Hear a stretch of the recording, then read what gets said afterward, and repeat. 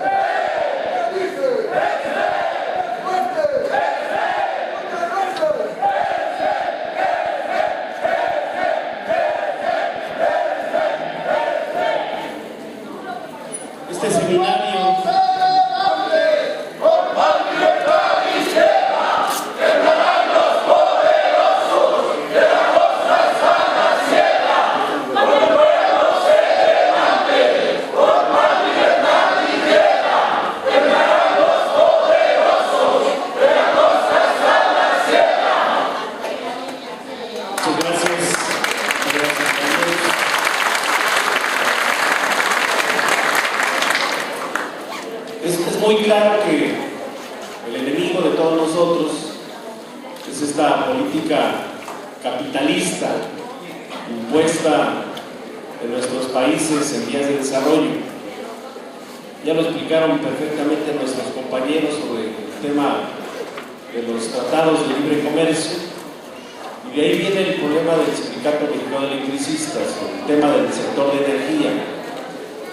También el sector de la electricidad, como el petróleo y el gas, y telecomunicaciones, quedaron dentro del Tratado de Libre Comercio que firmó México con Estados Unidos y Canadá en 1992.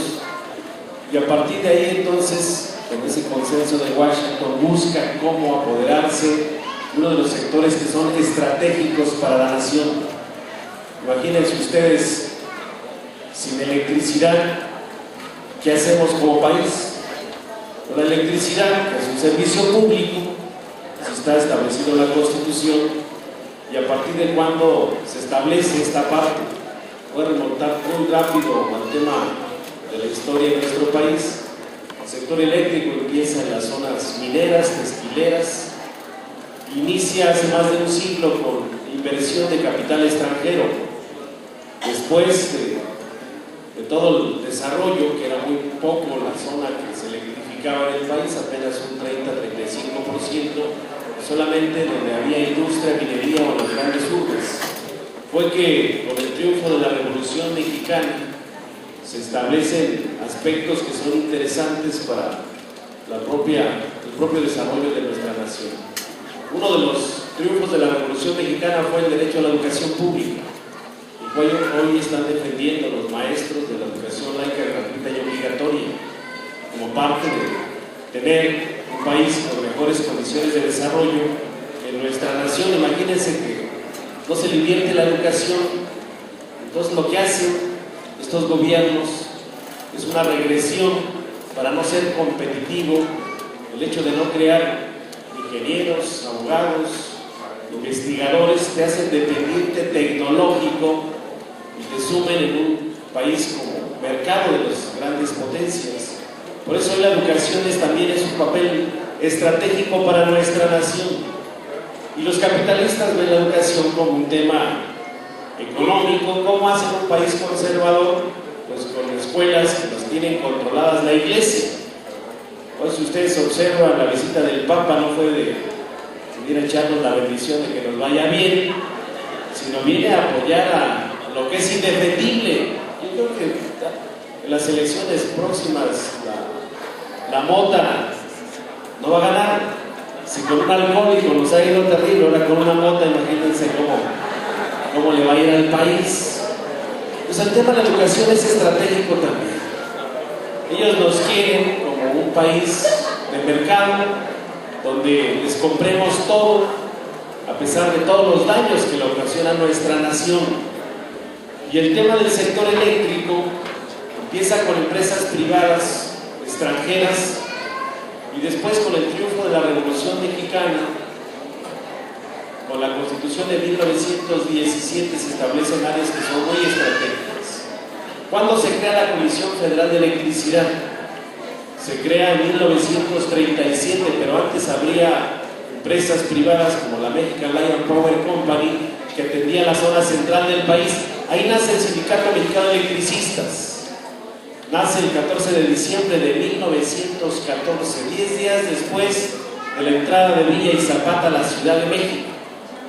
Pues con el triunfo de la revolución, el sindicato podemos decir que es un sindicato de 97 años que se hizo a través de ese proceso revolucionario en nuestro país. Ahí nace el SMEC, una empresa privada, una de las principales obras majestuosas de la industria eléctrica de nuestro país. Fue la hidroeléctrica de Necaxa en la Sierra Norte de Puebla, que fue de las principales hidroeléctricas de Latinoamérica desde hace más de un siglo. Y se crea la Comisión Federal de Electricidad precisamente porque en el recorrido Lázaro Cárdenas observa la falta de desarrollo en muchísimas regiones. Y se crea, y ustedes ven, el decreto de creación de Comisión Federal de Electricidad es para el desarrollo económico y social del país sin fines de lucro, para electrificar toda la nación. Se crea ya una empresa del Estado, Comisión Federal de Electricidad, están las empresas privadas, que posterior, en 1960, se impulsa con Adolfo López Mateos la nacionalización de la industria eléctrica.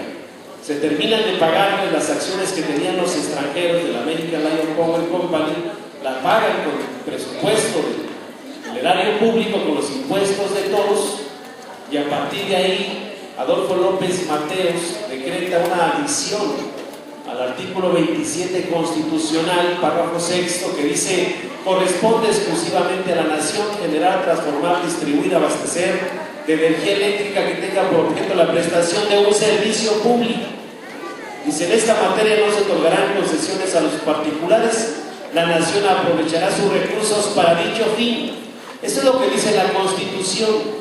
Sin embargo, los tratados internacionales que hoy la Suprema Corte los ha llevado al mismo rango constitucional, esos tratados lo que hacen es pisotear tu Constitución, de tener no autonomía, sino todo ventilado en organismos internacionales como la Organización Mundial del Comercio y algunas otras que son referentes sobre si no se cumplen los tratados que tienen los propios países. A partir de este tratado en México, bueno, después en 1960, con la nacionalización, ¿qué es lo que pasó? Estaba la American Lion Power Company en la zona central del país, que ya se había hecho la Compañía de Luz y Fuerza del Centro S.A. en liquidación, donde estábamos nosotros, y es la zona más importante. Importancia de la cantidad de habitantes que existe, el propio desarrollo. Imagínense que en el 1% del territorio nacional se genera el 32% del Producto Interno Bruto y se consume el 33% de la generación de todo el país. Esa es la zona más densamente poblada. Esa la tiene Luz y Fuerza del Centro con el Sindicato Mexicano de Electricistas, y funcionaba a 50 ciclos de frecuencia y la CFE a 60. Hubo una integración de los dos sistemas, de 50 y 60 ciclos, y se hizo con los especialistas del sector, con los propios ingenieros de Luz y Fuerza, los ingenieros de CFE, y se integra entonces todo el territorio nacional. Se crearon, o hay integrado la zona que es áreas de control, la peninsular, la oriental, la noreste, la norte, noroeste. Ustedes en esta región están en la área de control occidental y el área de control central en la que estamos nosotros, pero se integró con las propias plantas de generación, líneas de transmisión, subestaciones de distribución y las redes para llegar hasta el servicio que es con el usuario final. Todo así está fortalecido el sector eléctrico en lo que es el país. ¿Qué han venido haciendo con el Tratado Libre de Comercio? Modificaron la ley del servicio público en 1992, una ley donde le quitaron varios conceptos de servicio público. Dicen, la generación de productores independientes ya no es servicio público. La generación para autoconsumo ya no es servicio público. La generación para importar y exportar ya no es servicio público. Y a partir de ahí crearon la Comisión Reguladora de Energía, que es la que se ha encargado de estar otorgando permisos a empresas privadas. Esto lo hizo, y hay que decirlo categóricamente, lo hizo Salinas de Gortari y el PRI, con la complicidad del PAN. Y la falta de una izquierda, yo lo menciono así, que fue producto del fraude electoral de 1988, la izquierda no supo defender el triunfo, y a partir de ahí llega Salinas, empieza luego y detienen a la quina en petróleos y hacen una reestructuración en Pemex, un Pemex corporativo. Incluso contrataron una empresa de Estados Unidos que se llama McKinsey, que hizo una reestructuración administrativa, y lo primero que jodieron fue la petroquímica. A la quina le ponen armas, drogas, lo acusan, meten a todo el comité a la cárcel, imponen a Romero de Champs, y a partir de ahí empezaron con la privatización de la petroquímica, se la dejan en manos privadas, y en las demás crean empresas subsidiarias, donde imagínense, el que saca el petróleo, se lo entrega a la refinación, se lo tiene que estar entregando a un precio de referencia internacional. Curiosamente, Pemex no gana, sino pierde. Pero pierde por la forma como se está administrando, que están poniendo las bases para su privatización también en Pemex. Y en el tema del sector de la electricidad, empiezan a otorgar permisos a empresas privadas. Fox y Calderón, lamentable que es de por acá, bueno, ya lo desterraron, es persona no grata de Michoacán, Felipe Calderón. Empiezan a entregar los dos a empresas privadas contratos para generar electricidad por 25 y 30 años. Es seguro que el recibo de luz que están ustedes pagando, una parte se va a los países de donde son dueños, las transnacionales, porque cada trimestre o cada año se le transfieren por lo menos 260,000 millones de pesos a las transnacionales. Vean qué empresas son las que están ya instaladas en el sector de electricidad. Es Iberdrola de España, Unión Fenosa de España, Intergrid de Estados Unidos, Mitsubishi de Japón, Electricité de Francia, están Transalta de Canadá, son las principales. También hay una Electricité y una asociación con Mitsubishi de Japón. Entre todas estas ya traen más de 12,000 megawatts de capacidad instalada en nuestro país. Generan, la meten al sistema, no pagan nada de utilizar la red de transmisión, y hacen contratos donde el gobierno está obligado a comprarles la electricidad a estas empresas, se consuma o no se consuma, por 25 o 30 años. Del año 2000 al 2009 se le han pagado más de 268,000 millones de pesos. Pero todavía saben cuánto se les debe a estos señores: 1.6 billones de pesos. ¿Y quién termina pagando? Los usuarios. Ustedes chequen, desde ayer estuve checando algunos medidores digitales que están preparando para que ese medidor sea el medidor de prepago. Ya quebraron a CFE. ¿Por qué la quebraron? Todo el dinero que se le queda a la CFE, producto del erario público, lo tienen trabajando en la bolsa de valores, financiando empresas privadas.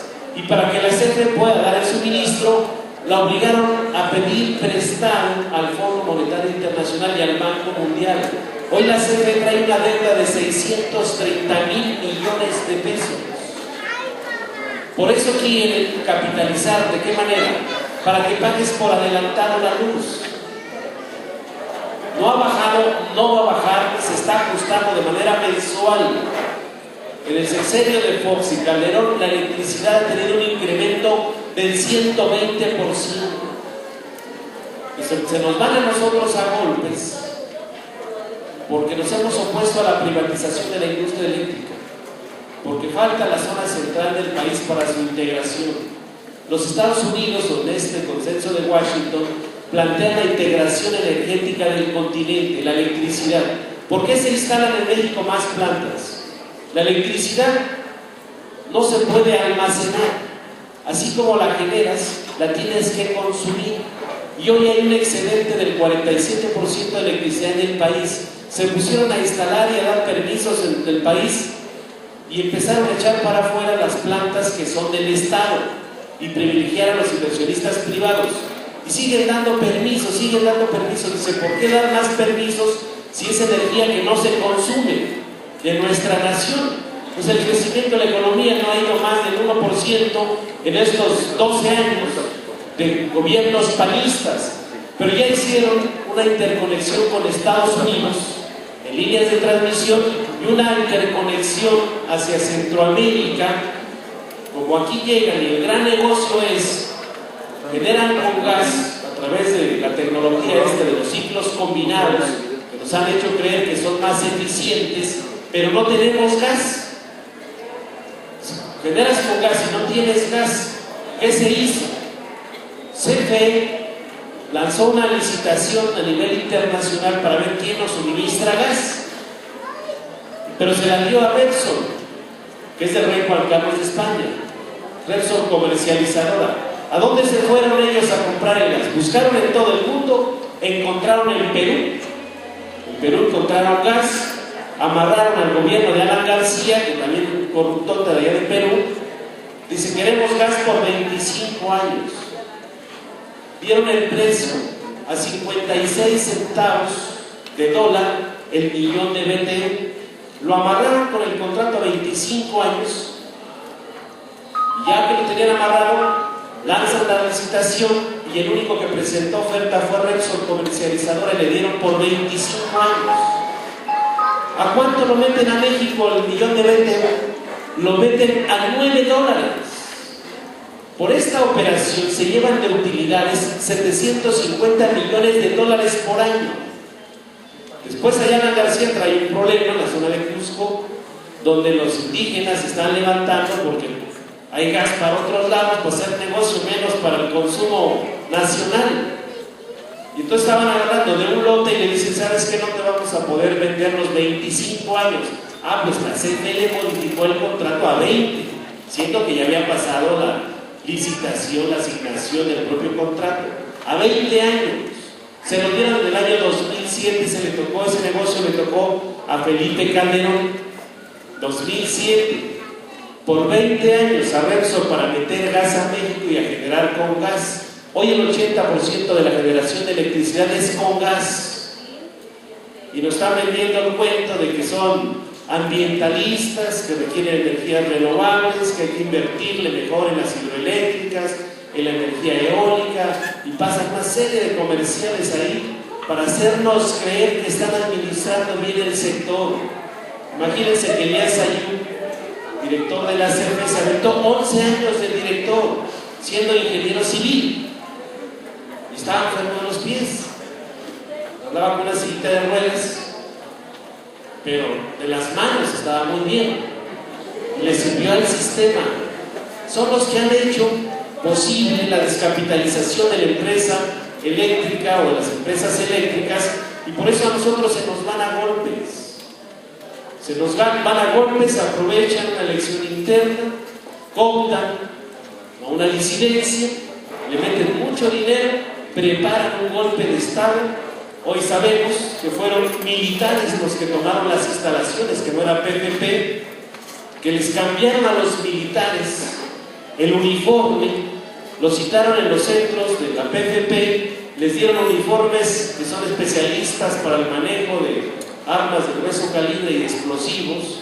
Iban preparados por si nosotros reaccionábamos a recuperar la instalación, a una matanza y al encarcelamiento de la dirigencia del sindicato para acabar con esta lucha del Sindicato Mexicano de Electricistas e imponer la privatización en el sector.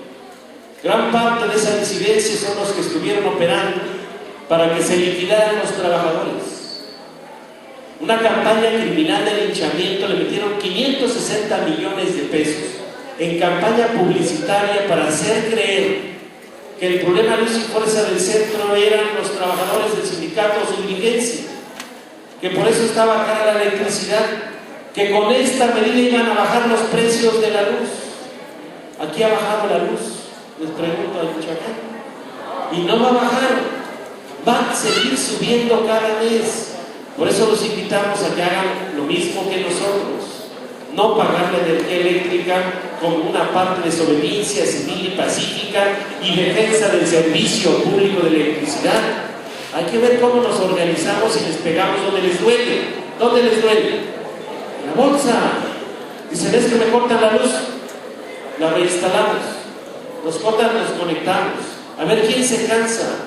Esto es la guerra, compañero, por defender lo único que tenemos, que son los servicios públicos. Por eso la lucha del magisterio también es la lucha del Sindicato Mexicano de Electricistas por defender el servicio, la educación, la educación,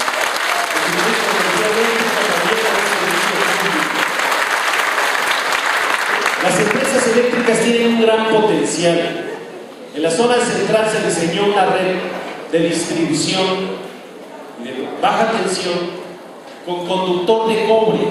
Ustedes mejor que yo saben que el cobre es mejor conductor de la electricidad que el aluminio. Y aquí veo que le han metido aluminio por todos lados.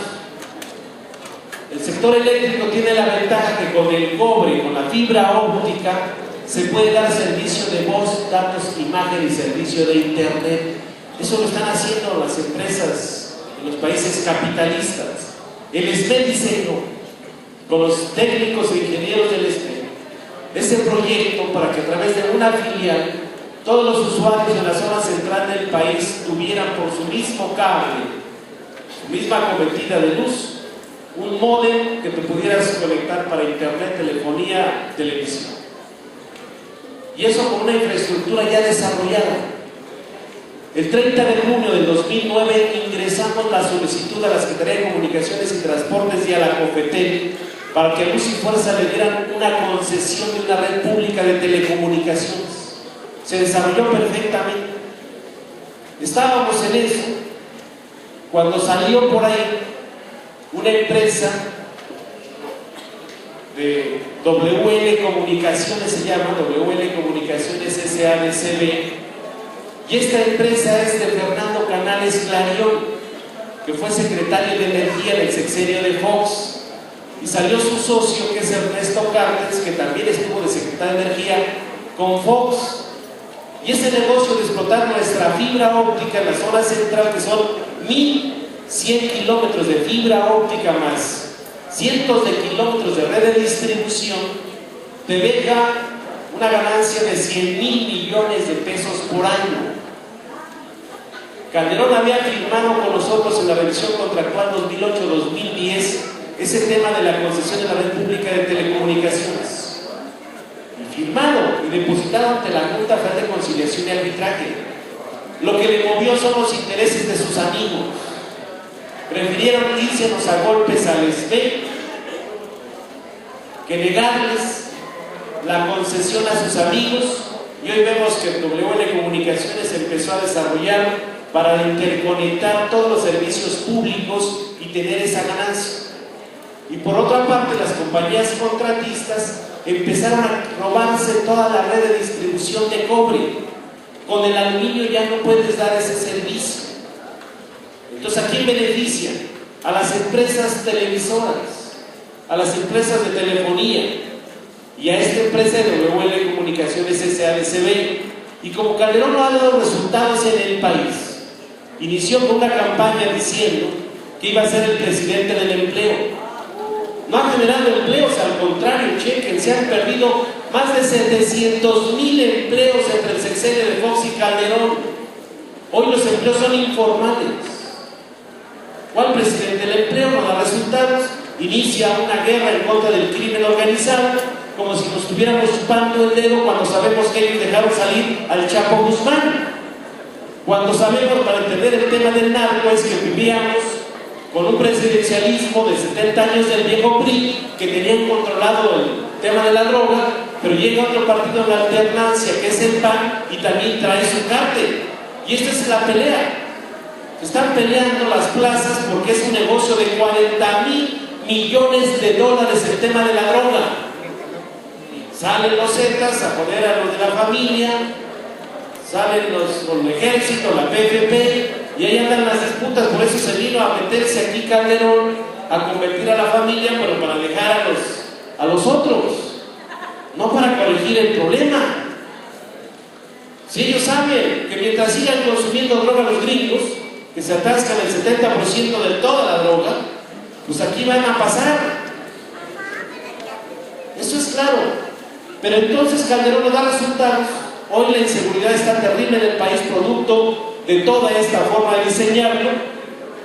No da resultados, se le está cayendo su preferencia o su posición a nivel nacional, y voltea y agrede a un sindicato democrático como es el Sindicato Mexicano de Electricistas. Les dice a sus empresarios: vean, aquí va a haber negocio, la privatización de la industria eléctrica es un negocio al año de más de 350,000 millones de pesos que pagan los usuarios por el suministro de energía eléctrica. Y aprovechamos, dicen, pues para tener a otras empresas contratistas, y aprovechamos también para imponer la reforma laboral, porque hoy quien está haciendo nuestro trabajo de manera ilegal en nuestra zona son puras empresas contratistas que no tienen contrato colectivo de trabajo, que el sindicato que lo representa es el SUTER, que les cobran cuotas sindicales pero no están al cobijo del contrato colectivo de trabajo, que están permitiendo la privatización y se agarramos parejo. Por eso el tema del SMEC, el tema de luz y fuerza del sector eléctrico, es un tema de interés nacional. ¿Qué tenemos que hacer? Una parte es la integración con nuestros hermanos de clase, de los que están luchando, y aprovecho para reconocer aquí a la Comisión del Encuentro Sindical Nuestroamérica, presente de varios países, que están transmitiendo sus experiencias, que decidieron ellos que el quinto Encuentro Sindical Nuestroamérica se haga en México. Este es el seminario previo, que es un éxito, y va a ser más éxito todavía cuando ya estemos en el quinto Encuentro Sindical Nuestroamérica. Será un mensaje a los capitalistas que no nos vamos a quedar con los brazos cruzados, que todo lo que han venido haciendo de arrebatarnos nuestros recursos, de la privatización de 1000 empresas, de lo que quieren hacer de imponer fuerza de trabajo muy barata, se va a revertir. ¿Por qué? Porque estamos luchando. El SME se ha mantenido firme, lo vamos a seguir haciendo con la unidad con ustedes, con la unidad internacional, y vamos a poder revertir todo este saqueo a nuestra nación. Muchas gracias.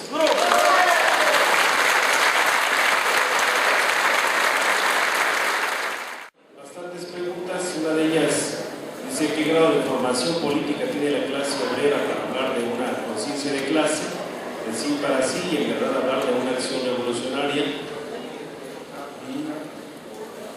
Bueno, es el tema de la conciencia de clase. El problema en nuestro país, con un capitalismo salvaje, un monopolio de los medios de comunicación, un manipuleo de las propias mentes, es una teoría. Esto es una teoría que se está poniendo en varias partes del mundo, que es estar señalando que el tema de la lucha de clases no existe, que el tema, incluso están cuestionando el origen de la propia vida. Dicen que no, la teoría de Darwin, cuando algo fue ya demostrado, dicen que no es cierto. O sea, que la creación de todo ha sido gracias a Dios, y una serie de contradicciones que se vienen dando en todo el mundo. Tiene una finalidad. Se han multiplicado este tipo de temas que cuando no puedes demostrar algo, pero lo dices 1000 veces, lo haces verdad. Como el cuento de que los chinos le habían dado ya 2 vueltas a la tierra antes de que Cristóbal Colón llegara a Canto. Y así una serie de temas que veo que en la televisión se multiplican, como las Torres Gemelas. Hicieron un video y dijeron: ya estaba todo arreglado para hacer esto. Lo replicaron millones de veces y dijeron: sí es cierto, ya estaba todo planeado. Como el caso de nosotros, dicen del SMEC, ellos eran los responsables del problema de luz y fuerza, lo replicaron miles de veces y la gente lo creyó. Y en el tema de la conciencia de los trabajadores, cuando en el caso del ENER éramos 44,000 trabajadores en activo, al momento del decreto, por falta de conciencia de clase, muchos se fueron a liquidar, unos por miedo, otros porque le creyeron al gobierno, de decir: mira, liquídate, te vamos a reinstalar en CFE, te vamos a dar un bono grandotote que te va a alcanzar el resto de tu vida y no vas a tener problemas. Y les llamaron a sus casas, hicieron la publicidad y todo el mundo decía, pues vayan, liquídense, dice el gobierno que les va a alcanzar. ¿El fondo cuál era? Acabar con el contrato colectivo de trabajo del SME, acabar con el sindicato mexicano de electricistas, porque no era acabar con la industria, que esa jamás se la van a poder terminar, la industria eléctrica. Público-privada va a seguir existiendo. Entonces, por falta de esa conciencia de clase, muchos compañeros se fueron y muchos no se integran a la lucha. Incluso pasa en todos los gremios. Tenemos ideas diferentes. Ahí en el gremio de nosotros dicen, pues yo para qué voy a la lucha. Si se resuelve el conflicto, nos va a resolver para todos. Y entonces aquí lo de que decimos que si no tú contribuyes, por lo menos tener un poquito de saber, estás luchando contra un enemigo que es poderoso, que es un capitalismo salvaje, donde han hecho alianzas, gobiernos contranacionales para ir en contra de los trabajadores. Este tipo de encuentro nos permite levantar nuestra conciencia de clase, compañeros. Si tuviéramos esa conciencia de clase en todo el país, nos hubiéramos aguantado, como ejemplos como Cuba, que es Cuba que ha aguantado toda la metralla del propio imperio de los yanquis, hoy Venezuela y todos los países que están en buscar una hegemonía, pero ahí la conciencia de clase, la capacidad intelectual ha permitido mantener esos procesos revolucionarios en el Caribe. En el caso del SME, porque hay varias preguntas, dice, ¿para qué hacer otra central obrera? Otra central obrera nos permite, dice, las centrales corporativas como la CTM, el Congreso del Trabajo, son los que le han permitido al gobierno ir imponiendo nuevas condiciones de trabajo. El outsourcing es un caso real. Son centrales, pero además también hay sindicatos que son corporativos. Y hoy la hegemonía para todos es de que se impongan nuevas condiciones de trabajo, incluso te pelean la titularidad de los contratos colectivos en las juntas, porque las juntas federales, locales o federales, pues son tripartitas y quien le tiene ahí la hegemonía de la presencia de las juntas es la CTM, y lo tienen como un control para poder imponer. La ONT es un esfuerzo que se hizo después del Foro del Sindicalismo ante la Nación, donde el SME participó.